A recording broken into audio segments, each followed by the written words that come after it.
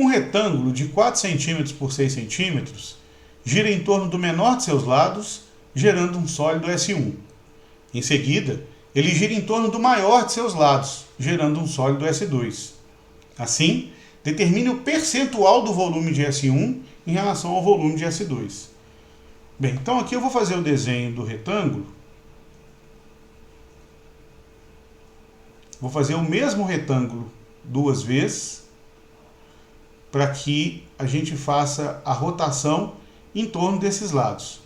Primeiro em torno do menor de seus lados, depois em torno do maior de seus lados. Então temos aqui o mesmo retângulo de dimensões 4 por 6, eu vou colocar aqui só as medidas, subentende-se aqui que esteja em centímetros. Então primeiro esse retângulo gira em torno do menor de seus lados, ou seja, vai girar em torno do lado de medida 4. E se nós colocarmos esse retângulo para sofrer uma rotação em torno do lado menor, em torno do lado 4, é como se eu fixasse uma haste aqui, estou fazendo o desenho, e girasse essa figura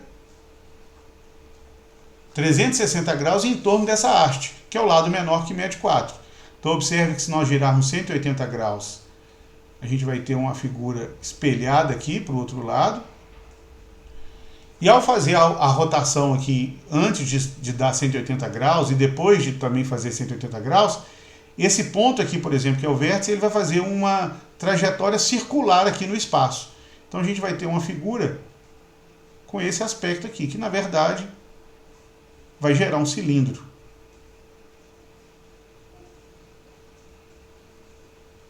Então temos um cilindro de altura 4 e raio da base 6.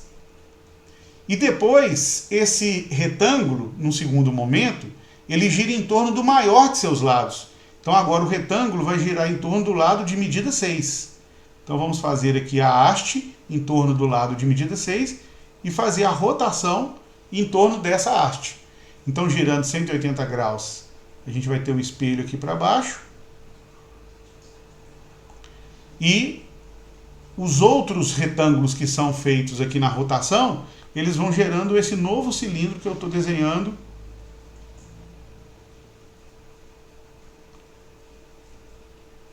Que é um cilindro, agora de raio da base 4 e altura 6.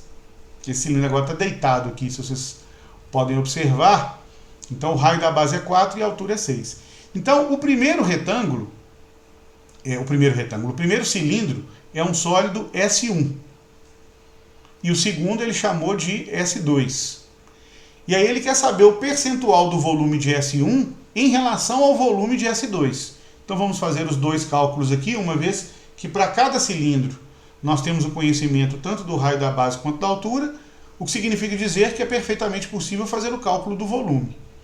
Então o volume de S1 aqui, ele é igual a πr2, o raio da base aqui é 6, então vai ficar π vezes 36, vezes a altura h, que é 4. 36 vezes 4, 144. Então 144 π centímetros cúbicos é o volume de S1. Já o volume de S2, lembrando que o cilindro S2 é um cilindro de raio da base 4 e altura 6. Então o volume πr2 vai ficar π vezes 4 ao quadrado, 16, vezes a altura 6. Então 16 vezes 6, 96.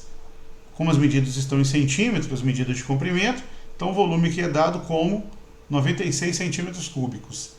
E aí, qual é o percentual de S1 em relação a S2? Ou seja, S1 vale quanto em relação a S2? Observe que o volume de S1 é maior do que o volume de S2. Então ele vai ser mais do que 100%. Então aqui basta, na verdade, estabelecermos uma regra de 3, mas sabendo já que esse resultado vai ficar superior a 100%. Uma vez que 96π, aqui o volume dado em centímetros cúbicos, é a minha referência, o 96π, porque é o volume de S2. Então ele é 100%.